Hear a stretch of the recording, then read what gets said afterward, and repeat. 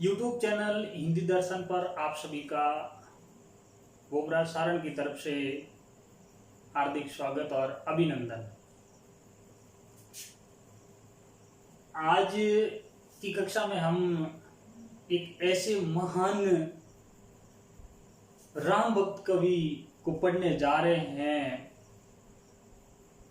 और जिससे मेरे ख्याल से कोई अनभिज्ञ हो ही नहीं सकता है। गोस्वामी तुलसीदास, जो कक्षा 10 की क्षितिज पाठ्य पुस्तक का दूसरा अध्याय है, लक्ष्मण परशुराम संवाद, और उस पाठ के कवि है तुलसीदास। अब बात करते हम तुलसीदास की। सबसे पहले अगर पाठ शुरुआत की तो सबसे पहले आता है हमारा कवि का परिचय, और कवि के परिचय के बाद में उस कवि की रचना है। रचना परिचय के बाद में आता है पाठ परिचय। तो सर्वप्रथम बात करेंगे हम तुलसीदास जी के जीवन काल के बारे में। तुलसीदास जी का सामान्य जीवन परिचय। तो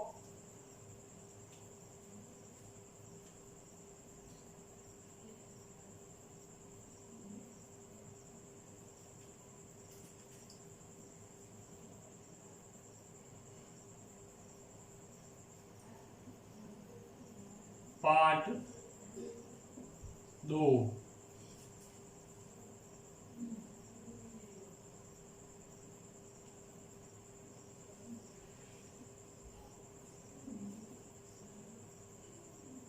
तुलसीदास। और तुलसीदास का जो यहाँ हमारे पाठ्यक्रम में जो अंश है लिया हुआ, या तुलसीदास जी के द्वारा जो रचित अंश है, वो है लक्ष्मण परशुराम संवाद। लक्ष्मण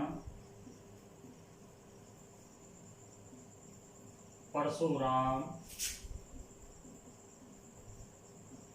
संवाद बड़ा ही महत्वपूर्ण पाठ है, और इस पाठ के वीडियो को आप पूरा देखें। और साथ ही साथ मेरी एक रिक्वेस्ट भी है कि ये जो आप वीडियो देख रहे हैं, इस वीडियो में कोई सुझाव हो तो वो जरूर देवें, और इस वीडियो को लाइक, शेयर और सब्सक्राइब जरूर करें। आगे देखते हैं हम तुलसीदास जी के जीवन परिचय के बारे में।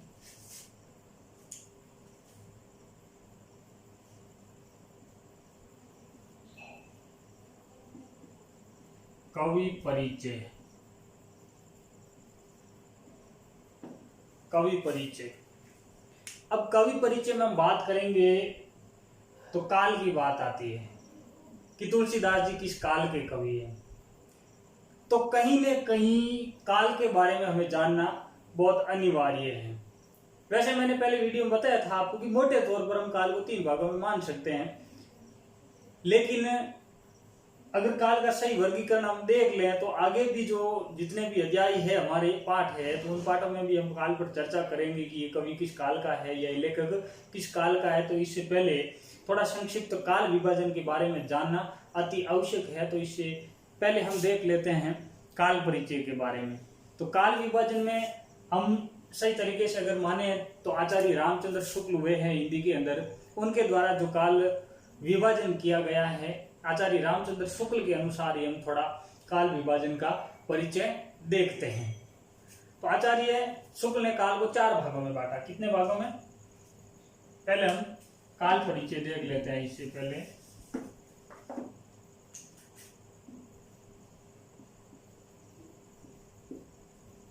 काल विभाजन, क्योंकि ये पाठ बहुत महत्वपूर्ण है इसलिए जानना भी अति आवश्यक है। काल विभाजन की बात करें तो आचार्य शुक्ल अनुसार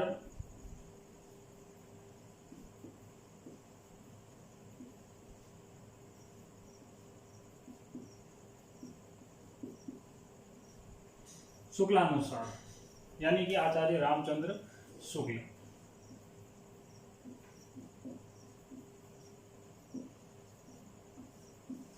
रामचंद्र शुक्ल इन्होंने काल को 4 भागों में बांटा गया है। नंबर 1, आदिकाल।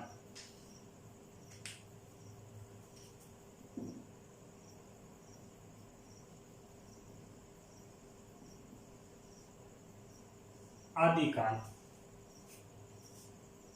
इसको वीर गाथा काल के नाम से भी जाना जाता है।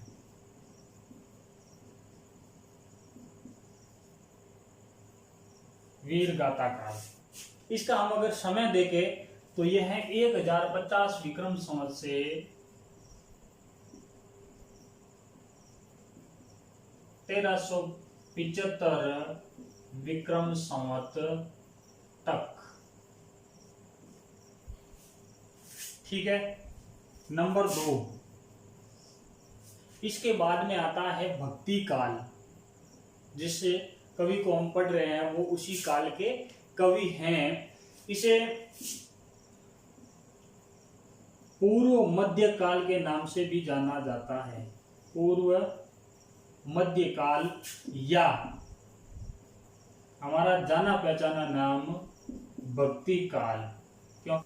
लगातार हम 2 कवियों को पढ़ने जा रहे हैं। सूरदास जी को पढ़ लिया और तुलसीदास जी को। भक्ति काल और भक्ति काल का या इस पूर्व मध्य काल का जो समय है वो है 1375 विक्रम संवत से 1700 विक्रम संवत तक।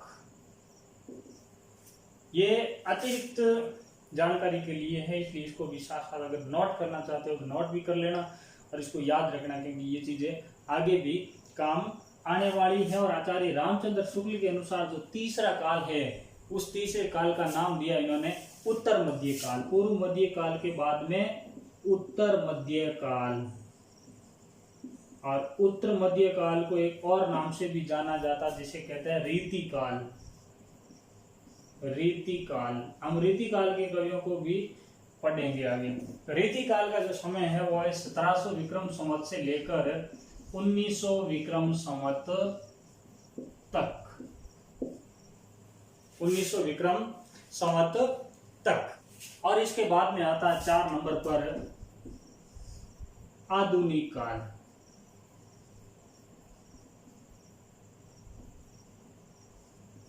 आधुनिक काल, या इसे अन्य नाम से भी जाना जाता है, जिसे कहते हैं गद्य काल। और गद्य काल की समय अवधि है 1900 विक्रम संवत से लेकर आज तक, या वर्तमान समय तक। यह है काल विभाजन। आचार्य रामचंद्र शुक्ल के अनुसार मोटे तौर से जो 4 भागों में काल विभाजन किया गया है। और इस काल विभाजन के अंदर जो भक्ति काल है, यानी कि पूर्व मध्य काल है, जिसकी समय अवधि 1375 से लेकर 1700 विक्रम संवत तक, इस भक्ति काल को भी 2 भागों में बांट दिया गया है। तो बात करते हैं हम, ये नोट कर लेना। नोट करने के बाद में मैं यहाँ ऊपर लिख रहा हूं भक्ति काल, तो ये रब कर देता हूं। तो बात करते हैं हम भक्ति काल की। भक्ति काल, भक्ति काल को ग्रियर्सन ने हिंदी साहित्य का स्वर्ण काल का है, ये बात नोट भी कर लेना। हिंदी साहित्य का स्वर्ण काल, ऐसा किसने कहा है? ग्रियर्सन ने।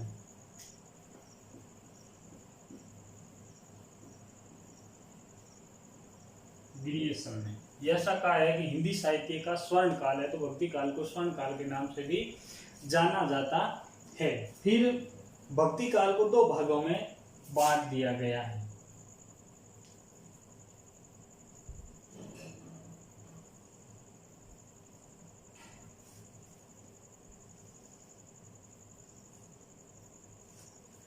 नंबर 1 निर्गुण, और नंबर 2 सगुण। यानी भक्ति काल में ये दो काव्य धाराएं चली थी, एक तो निर्गुण काव्य धारा और एक सगुण काव्य धारा। आगे चलकर इस निर्गुण काव्य धारा को भी दो भागों में बांट दिया गया और सगुण काव्य धारा को भी दो भागों में बांट दिया गया। निर्गुण काव्य धारा है काव्य धारा और ये है सगुण काव्य धारा, सगुण काव्य धारा। तो निर्गुण काव्य धारा को भी दो भागों में बांट दिया गया। एक नंबर तो ज्ञान मार्गी, ज्ञान मार्गी, और 2 नंबर प्रेम मार्गी, प्रेम मार्गी। ज्ञान मार्गी में अगर हम महत्वपूर्ण कवि की बात करें तो ज्ञान मार्गी में आता है कबीर, और कबीर का ग्रंथ है बीजक।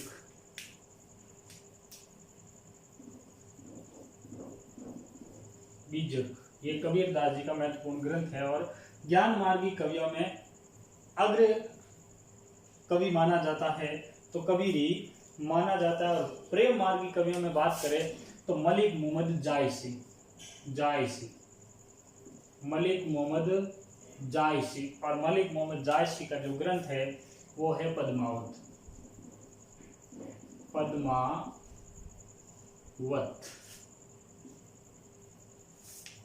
अब हम बात करते हैं सगुण काव्य धारा। सगुण काव्य धारा भी दो भागों में बट गई थी। नंबर 1 राम भक्त और नंबर 2 कृष्ण भक्त।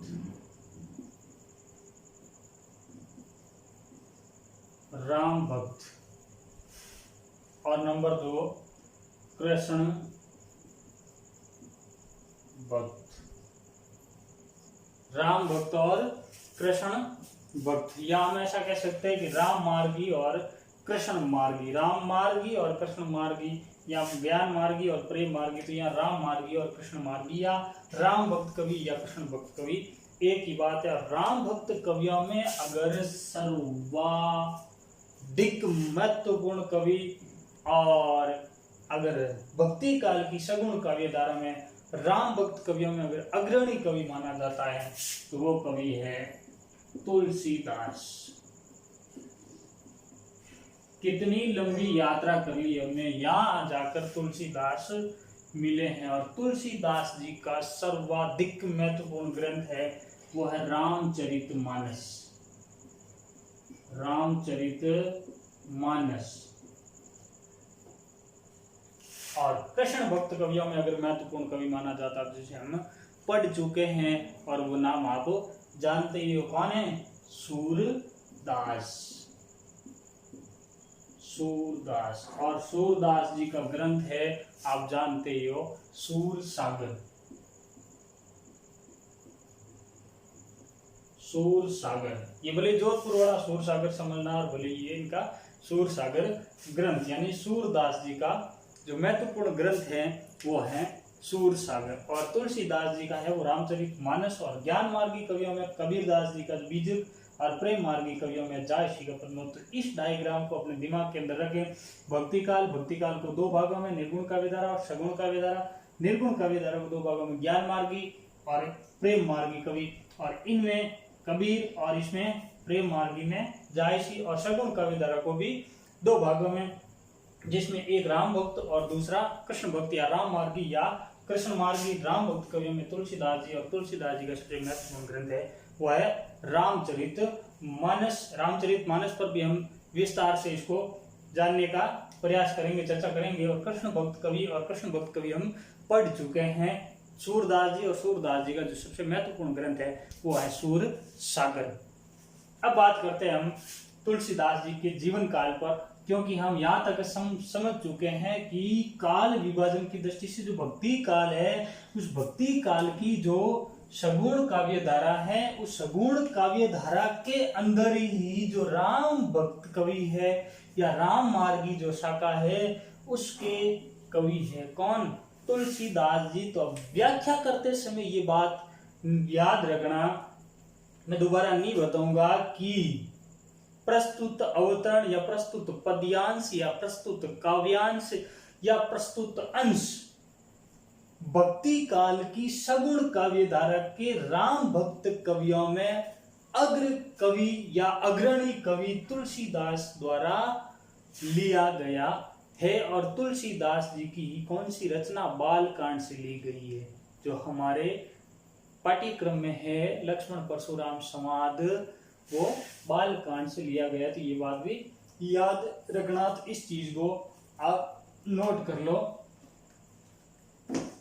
अब बात करते हैं अपन तुलसीदास जी के जीवन परिचय पर, क्योंकि ये राम भक्ति जो परंपरा थी उसके अग्रणी भक्त कवि माने जाते हैं तुलसीदास जी। तो ये बात भी आप सबसे पहले नोट कर सकते हो। तो सबसे पहले इसका लिखते हैं अपन जीवन परिचय या कवि परिचय। तो नोट कीजिए,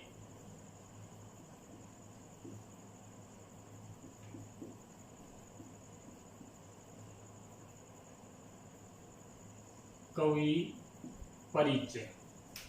और कवि परिचय की बात करें तो अगर तुलसीदास जी के बारे में अगर हम विस्तार से चर्चा करें या विस्तार से जानने का प्रयास करें तो कम से कम 4 घंटे लग जाएंगे।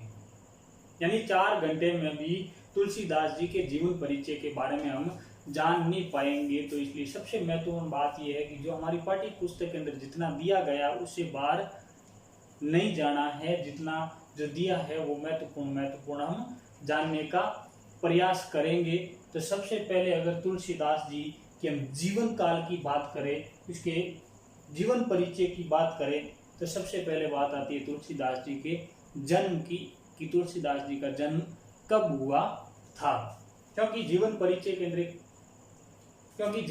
के एक प्रश्न आता है और उस प्रश्न का उत्तर भी शायद तुलसीदास जी ही आएंगे, तो ये भी महत्वपूर्ण है। तो इसके जीवन परिचय के बारे में बात करें तो तुलसीदास जी का जन्म है, पहला बिंदु,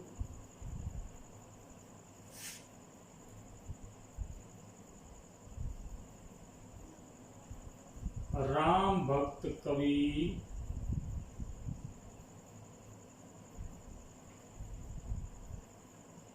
तुलसीदास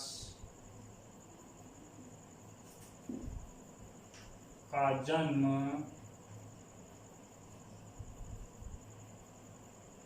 विक्रम संवत जिले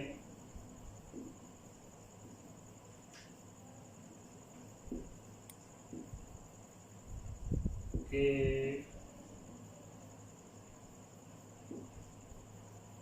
राजापुर गांव में। हाँ, बीच में मैं एक बात करनी चाहूंगा कि सूरदास की ही तरह तुलसीदास जी के जीवन के बारे में भी विद्वानों का एक मत नहीं है, फिर भी सर्वाधिक मान्य मत है वो ये सही है। 1589 विक्रम संवत और 1532 ईस्वी सन में तुलसीदास जी का जन्म हुआ माना जाता है, वो भी उत्तर प्रदेश के बांदा जिले के राजापुर गांव में। ठीक है, इनकी माता का नाम